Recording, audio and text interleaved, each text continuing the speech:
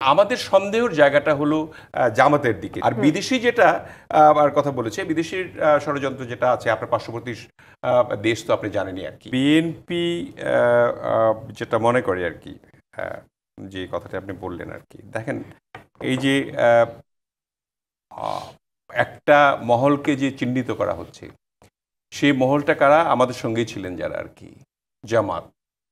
জামাত দেখেন ইতিমধ্যেই আপনার 9 দিনের কর্মসূচি এটা ঘোষণা করেছে।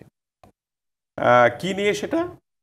যে জুলাই জাতীয় সনদের ভিত্তিতে আগামী ফেব্রুয়ারিতে নির্বাচন আয়োজন করতে হবে, মানে একটা দিল।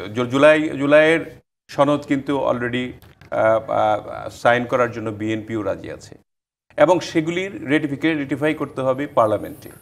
তারা জানেন সেটা, কিন্তু তারপরেও এই কথাটি নিয়ে তারা মাঠে নামছে। এটা একটা বিষয়।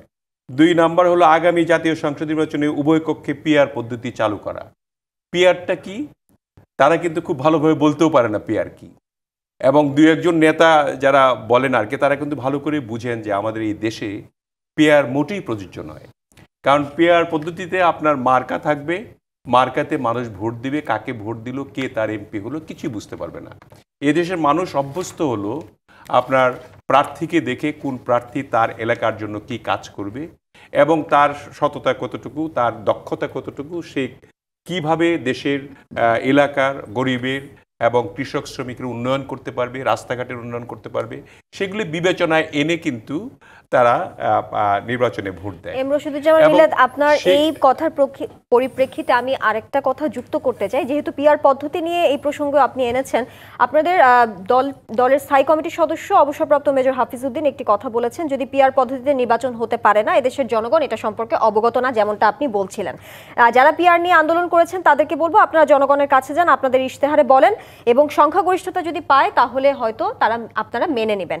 তো আমার কথা হচ্ছে, তাদের এই কর্মসূচির মাধ্যমে তারা কি জনগণের কাছে পৌঁছাতে পারবে, এবং জনগণ কতটা সমর্থন দেবে এই পিআর পদ্ধতি আপনার মনে হয়? আমার মনে হয় জনগণ সমর্থন দিবে না, কিন্তু তারপরেও তার চেষ্টা করতে পারে, ইশতেহারে থাকতে পারে, তাদের ইশতেহারে থাকতে পারে। আমি যে কথা বলতেছিলাম, যে আপনি যে কথা বলছিলেন যে কেন ষড়যন্ত্রের গন্ধ পাচ্ছেন আপনি আর কি, ষড়যন্ত্রগুলি এগুলি আর কি, দেশের মধ্যে আপনার অবাধ সুষ্ঠু গ্রহণযোগ্য নির্বাচনের লক্ষ্যে ওনারা বলছেন যে লেভেল প্লেইং ফিল্ড হতে হবে। তো সেই লেভেল ফিল্ড তো আছেই। এখন তো আর আমাদের আওয়ামী লীগ নাই, যে যারা বিগত দিনে আপনার মানে গুম, খুন, হত্যা, ডাকাতি, রাহাজানি, ব্যাংক ডাকাতি ইত্যাদি করেছে, তারা তো নাই। তো তারা জোর করে ভোট নিছে, দিনের ভোট রাতে গ্রহণ করেছে, মানুষকে ভোট দিতে দেয় নাই, 17 বছর ধরে মানুষ ভোট দিতে পারে নাই। সেই লেভেল প্লেইং ফিল্ড ছিল না বলেই তো এই কাজগুলি করতে সমর্থ হয়েছে তারা। এবং এখন যে লেভেল প্লেইং ফিল্ড নাই, অন্তর্বর্তীকালীন সরকার সবার সরকার, এখানে তো কোনো দলীয় সরকার না, কাজে এসে ধরেই নেওয়া যায় যে লেভেল প্লেইং ফিল্ড রয়েছে এবং সেখানে নির্বাচন করা সম্ভব। এবং তারপরেও আপনার যেখানে সেনাবাহিনী, পুলিশ, আনসার, আপনার সহ প্রশাসনিক কর্মকর্তারা থাকবে, এবং সেখানে আপনার রীতিমতোভাবে ঘোষণা দেওয়া হয়েছে সুষ্ঠু নির্বাচন করার জন্য অন্তর্বর্তীকালীন সরকার যা যা করার প্রয়োজন তা করবে। এবং আমাদের সন্দেহের জায়গাটা হলো জামাতের দিকে, জামাতের যে এই যে 9 দিনব্যাপী কর্মসূচিটা দিল, এই কর্মসূচির মধ্যে কি কি রয়েছে? আপনার ফ্যাসিস্ট সরকারের সব জুলুম, নির্যাতন, গণহত্যা, দুর্নীতির বিচার দৃশ্যমান করতে হবে। তো আমরা তো চাই দৃশ্যমান করতে হবে। তো এটার মধ্যে তো এটা নিয়ে তো আপনার একটা আন্দোলন করার কোনো দরকার নাই। তারপরে স্বৈরাচারের দোসর জাতীয় পার্টি যারা আছে তারা নির্বাচন করতে পারবে না। তো এখন আপনার নির্বাচনে আওয়ামী লীগ কেন পতন হয়েছে?